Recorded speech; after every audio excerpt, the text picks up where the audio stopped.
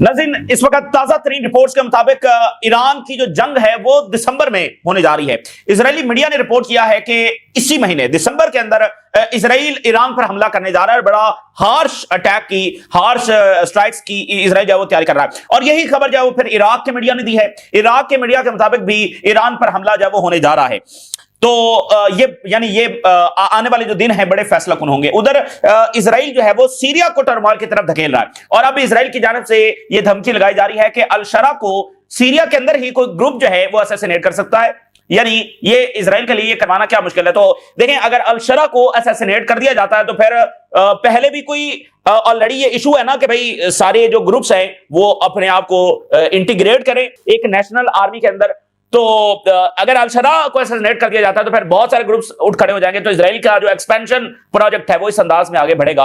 तो ये धमकी अब लगाई जा रही है। तो बहुत जरूरी है कि टर्की और बाकी मुल्क जो है वो मजीद आगे आए।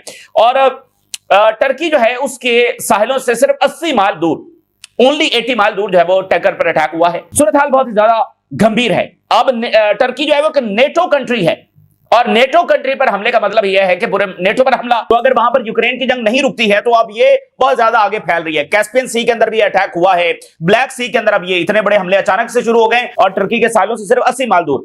अच्छा, उधर लैटिन अमेरिका में जो सूरत हाल है वो काफी गंभीर है क्योंकि मसला सिर्फ वेनेजुएला का नहीं है। हम ये बार बार रिपोर्ट करते रहे। हंडोरस जो है एक बड़ा जबरदस्त कंट्री है और ये सेंट्रल अमेरिका में है। तो हंडोरस के अंदर इलेक्शन हो रहा था, हमने रिपोर्ट किया, और अमेरिका इंतजार कर रहा था कि इस इलेक्शन का रिजल्ट क्या आता है। क्या उनका कैंडिडेट जीता है या दूसरा कैंडिडेट जीता है। तो जो दूसरा कैंडिडेट है जिसको अमेरिका पसंद नहीं कर रहा उसके जीतने के चांसेस बढ़ गए हैं। तो ट्रंप ने धमकी लगाई है कि यहां पर रिगिंग हो रही है और बड़ी भारी कीमत चुकाना पड़ेगी हंडोरस को। यानी उसके ऊपर भी हमले की धमकी लगा दी है। तो ये पूरा रीजन जो है वो उसमें अमेरिका ये चाहता है कि तमाम रिजीम जो है, तमाम जो गवर्नमेंट्स हैं वो अमेरिकन मफादात के मुताबिक अपने आप को सब्जुगेट करें। तो कहीं इलेक्शंस, कहीं कोई और, कहीं पर हमला, तो वो पूरा रीजन बहरहाल एक जंग की तरफ जा चुका है। अच्छा, इधर जो है वो नेतन्याहू की कॉल हुई है ट्रंप के साथ। और देखिए, गजा का जो सीज फायर जो कभी इंप्लीमेंट ही नहीं हुआ, लेकिन एक मुकम्मल जो कोलैप्स है वो इस वक्त हो सकता है। और मिस्र, कतर, ये सारे मुल्क जो है वो पुश कर रहे हैं कि जो सेकंड फेज है वो शुरू किया जाए।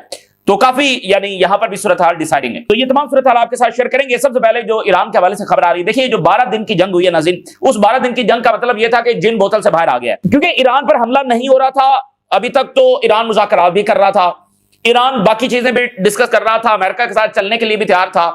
लेकिन हमला होने के बाद तो फिर ईरान जो है वो जाहिर है कि अब उसने मजीद अपनी ताकत बढ़ानी है। तो ईरान अपने मिसाइल प्रोग्राम को बढ़ा रहा है, ईरान अपने न्यूक्लियर प्रोग्राम को बढ़ा रहा है, ईरान मजीद जो असलहा है वो खरीद रहा है। तो जाहिर है कि इससे इजरायली हेजेमनी चैलेंज हो रही है। हमला होने के बाद मतलब यह है कि जिन बोतल से बाहर आ गया है अब एक दूसरा राउंड होना ही होना है। क्यों? क्योंकि इजराइल की हेजेमनी से बराह चैलेंज हो रही है। ईरान अपनी पॉलिसी को आगे बढ़ा रहा है, ईरान अपनी ताकत को बढ़ा रहा है। तो इजराइल अपनी जो फैसले हैं वो इंपोज नहीं कर सकता। इसकी सबसे बड़ी मिसाल आप लेबनान में देखिए। भाई लेबनान अगर अभी तक उसने सब्जुगेट नहीं किया तो हिजबुल्लाह की वजह से नहीं किया, और हिजबुल्लाह के पीछे कौन है? सपोर्ट करने वाला ईरान है। तो इजराइल अपने जो फैसले है वो इंपोज नहीं कर पा रहा है रीजन पर ड्यू टू ईरान। तो इसलिए ये जंग नागुज़ीर है, क्योंकि उधर इजराइल की हेजेमनी चैलेंज हो चुकी है। उसको दोबारा एस्टैब्लिश करने के लिए उसको एक एब्सोल्यूट विक्ट्री चाहिए। तो इसलिए जंग नागुज़ीर है। तो अभी जो इजरायली मीडिया ने खबर दी है वो ये कह रहा है कि दिसंबर के अंदर ये हमला होगा। Israel is preparing for a new phase of confrontation with Iran. A fresh offense plan is being formulated. एक नया प्लान, यानी जैसे पहले हमला हुआ था तो assassinations हुई, सारा कुछ हुआ, तो एक नया ऑफेंसिव प्लान जो है वो ऑलमोस्ट तरतीब पा चुका है। उसमें चीजें मजीद डिस्कस हो रही हैं कि हमला कैसे होगा।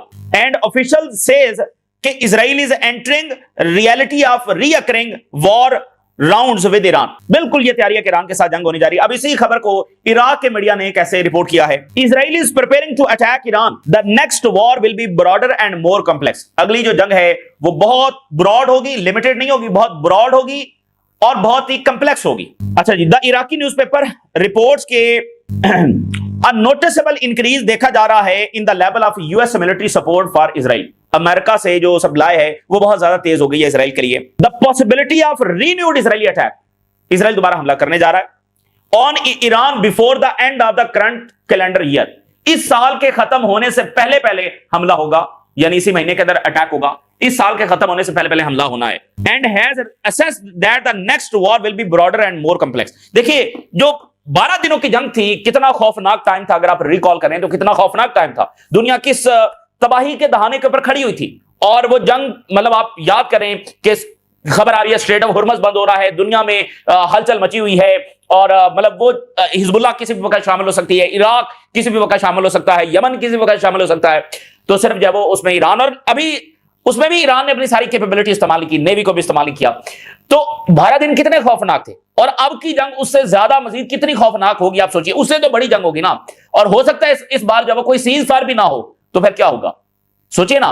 क्योंकि वो एक ऐसी जंग शुरू कर रहे हैं। ये जो अभी नेतन्याहू ने जो लेटर भेजा है अपनी माफी का, उसमें उसने क्या लिखा है कि मिडिल ईस्ट अपनी तारीख की सबसे बड़ी डेवलपमेंट की तरफ जा रहा है। तो एक अनकंट्रोलेबल वॉर दो बड़ी ताकतों के दरमियान, मतलब ये कितनी बड़ी और कितनी खौफनाक जंग होगी।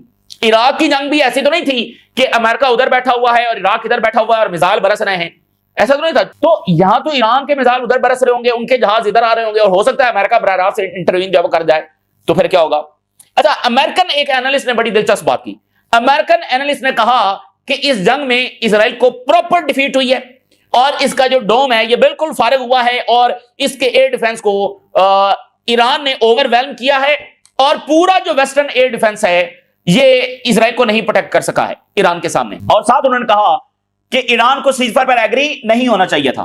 बड़ी अजीब सी बात उन्होंने की। उन्होंने कहा ईरान को सीज फायर पर एग्री नहीं होना चाहिए था क्योंकि इजराइल वीक पोजीशन में था, इजराइल हार रहा था। तो सीज फायर का मतलब यह है कि अब इजराइल को मजीद रीइंफोर्समेंट दी जा रही है, अमेरिका मजीद असलहा सप्लाई दे रहा है। तो ईरान के पास एक मौका था कि इजराइल कमजोर पोजीशन में है तो वो हमले जारी रखता, ये उनका व्यू था। बहरहाल एक तरह से सही भी है, लेकिन देखिए मसला क्या है। मसला यह है कि न्यूक्लियर का इशू है। उस वक्त ईरान के पास डेफिनेटली न्यूक्लियर नहीं होगा, और अगर ये जंग 3-4-5 दिन और जारी रहती तो फिर इजराइल न्यूक्लियर ईरान पर इस्तेमाल कर सकता था। ठीक है, एक तो ये मसला है। दूसरा मसला यह है कि देखिए जो अंदरूनी भी तो एक इन्फिल्ट्रेशन ईरान में हो चुकी थी, तो उसके लिए भी जरूरी था। तो इस जंगबंदी से भी ईरान ने गेन ही किया है। अगर इजराइल के लिए रीइंफोर्समेंट आ रही है तो ईरान के लिए भी तो रीइंफोर्समेंट आ रही है। उसके बाद रशिया और चाइना से क्या कुछ ईरान के लिए आया है? S-400